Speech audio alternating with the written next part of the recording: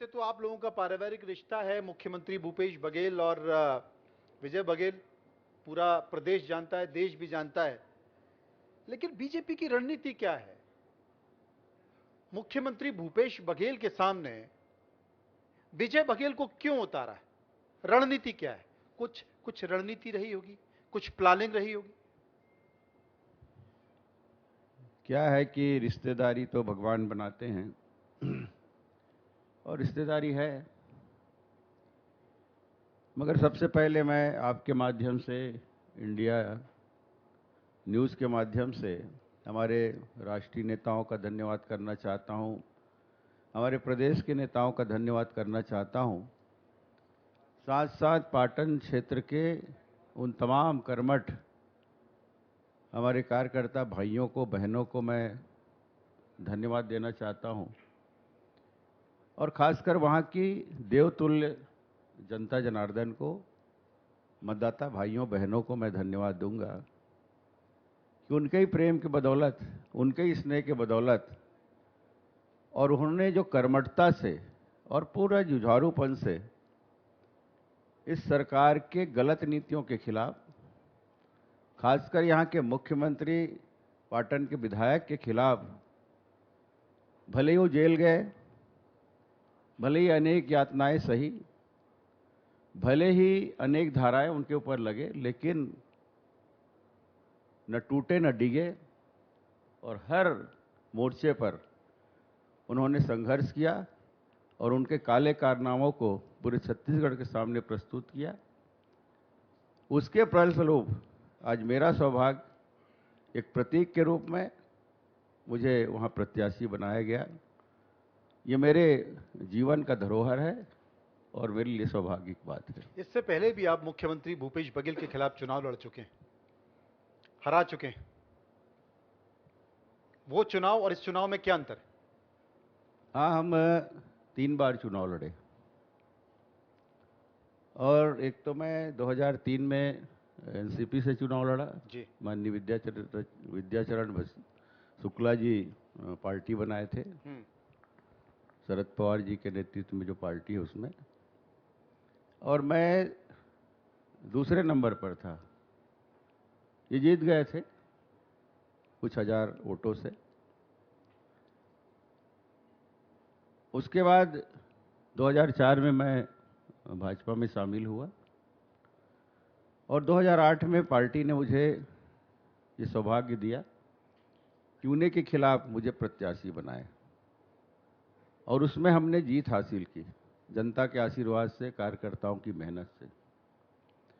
फिर 2013 में चुनाव हार गया, 18 में मुझे टिकट नहीं मिली, 19 में पार्टी ने फिर से एक बार मुझे आशीर्वाद दिया और दुर्ग लोकसभा से मुझे प्रत्याशी बनाया और ऐतिहासिक मतों से पूरे 9 के 9 विधानसभा में जनता के आशीर्वाद से, कार्यकर्ताओं की मेहनत से वहाँ छत्तीसगढ़ में सबसे ज़्यादा वोटों से जीतने का एक रिकॉर्ड बनाया। उनके स्वयं के, जो मुख्यमंत्री के स्वयं के जो क्षेत्र हैं, अभी जिसकी चर्चा आप कर रहे हैं, पाटन क्षेत्र, सबसे कम लीड थी 9 में। वहाँ भी हमारे कार्यकर्ताओं की ताकत, हिम्मत के बदौलत और जनता के आशीर्वाद से हमने 23,000 से लीड की। वो 27,000 से जीते थे विधानसभा और उसको पाटते हुए 23,000 से लीड हम सब ने मिलकर की, भारतीय जनता पार्टी ने की लोकसभा में। तो ये जो चुनाव हुए, अप्रत्यक्ष रूप से तो 3 बार लड़ा, लेकिन अप्रत्यक्ष रूप से 5 बार उनके साथ मेरी आमने सामने लड़ाई रही। मैं याद दिला दूं, 2000 में मैं कांग्रेस छोड़ा, मैं कांग्रेस में था, मेरे अंडर वो महामंत्री थे जब मैं ब्लॉक युवक कांग्रेस का अध्यक्ष था। ये जानकारी वो नहीं देते खुद, लेकिन रिकॉर्ड तो रिकॉर्ड है। और महामंत्री वो थे, किस्मत थी, हम लोग साथ में थे। 2003 विधायक बने, 2008 बने, 1993 बने, 98 बने, 2003 में बने 8 में हारे, 13 फिर बन गए। अभी 18 में वो 6वीं बार विधायक, 5वीं बार विधायक रहे। और पाटन की जनता के आशीर्वाद से ही वो मुख्यमंत्री बने। वहां भी निर्दलीय रूप से मैं चुनाव लड़ा 2000 में, और उनके कैंडिडेट को तीसरे नंबर में जनता ने ढकेल दिया। वो उस समय भी मंत्री थे मध्य प्रदेश शासन में, और उस समय भी दबंग मंत्री कहे जाते थे। फिर लोकसभा में भी जो रिजल्ट बताया वो भी एक उनसे ही मुकाबला था, समझिए। लेकिन इस बार का पिछले चुनाव और इस बार के चुनाव में क्या अंतर आपको दिखाई देता है? इस बार भी चुनाव जीतेंगे। कौन, भूपेश बघेल? पूरे विश्वास के साथ हम बता रहे हैं, हम चुनाव जीतेंगे। अच्छा, आप चुनाव जीतेंगे। हाँ। जो रिजल्ट लोकसभा में आया वही रिजल्ट आपको इसमें भी दिखेगा, पूरे विश्वास के साथ। आज की तारीख को याद कर लीजिए आप, और आज की तारीख को फिर से हम जब रिजल्ट निकलेगा तब याद करेंगे। आप सब उसके साक्षी रहेंगे। आपने बोल दिया है तो ये तो रिकॉर्ड हो गया है, और वो सबूत के तौर पर हम रखेंगे, क्योंकि जब परिणाम आएगा तो उसको हम चलाएंगे भी, क्योंकि आपने बड़ी दावे के साथ ये कहा है कि जीत मेरी होगी। जब टिकट की घोषणा हुई, 21 उम्मीदवारों की घोषणा हुई, तो क्या कभी फोन आया मुख्यमंत्री भूपेश बघेल का कि चचा बधाई हो? चाचा नहीं, मैं भतीजा। हाँ, भतीजा बधाई हो। नहीं, फोन नहीं आया। नहीं आया? नहीं, मतलब बातचीत नहीं अभी? जबकि वो मुख्यमंत्री बने तो मैं बधाई दिया था। आपने उनको बधाई दी? तो इतने डर गए कि क्या बधाई देंगे। अच्छा, परिवार में पहले बातचीत अपने होती है? डर को थोड़ा संभाल लेंगे, तब शायद बधाई देंगे, या जीत के बाद बधाई देंगे मेरे को, जीतने के बाद में। अच्छा, ये बताइए कि क्या कोई बातचीत होती है परिवार में, या किसी कोई समारोह, शादी समारोह में, घर में कोई कार्यक्रम हो, कोई बातचीत है, कोई चर्चा है, या वो सब बंद हो चुकी है? राजनीति ने बीच में एक लकीर खींच दी है। नहीं, बातचीत नहीं होती, बात करने की इच्छा भी नहीं होती, वो भी नहीं करते, मैं भी नहीं करता। क्यों, इच्छा क्यों नहीं होती? नहीं होती, अब नहीं होती। मतलब लकीर इतनी गहरी है? देखिए, लकीर क्या है, देखो सिद्धांतों की लड़ाई है, और व्यवहार आचरण सब उससे ही प्यार बनता है। पद तो आते चले जाते हैं, पद से कोई रिश्ता नहीं बनता। पद से रिश्ता बनने वाला स्वार्थ का रिश्ता है। लेकिन मैं मानता हूं मेरे जीवन का एक अमूल्य मंत्र है, और मेरे पिताजी ने, मेरी माताजी ने मुझे ये संस्कार दिया है कि बेटा प्यार पाओ, सबका स्नेह पाओ, और सबसे आत्मिक रिश्ता बनाओ, एक पारिवारिक रिश्ता बनाओ। वही अटूट रहता है, वही जीवन भर रहता है, और वही रिश्ता मेरा बना है सबसे। लेकिन इससे तो न उसके स्वभाव से मैं कोई मेरे को लेना देना है, उसके स्वभाव से सारे लोग, छत्तीसगढ़ के लोगों को मालूम है, और उन जैसे लोगों से बात करूं, ये मेरे मन में ऐसी कोई भावना नहीं बनती, मैं इच्छा ही नहीं होती। ठीक है, लकीर ज्यादा खिंच गई है, लेकिन क्या दोनों परिवार के लोग? मैं ये कहूं कि सुख दुख के कार्यक्रम में मैं उनके जो पारिवारिक हैं, उनके व्यक्तिगत अगर कुछ हो तो मैं नहीं जाता, लेकिन उनके भाई के घर हूँ।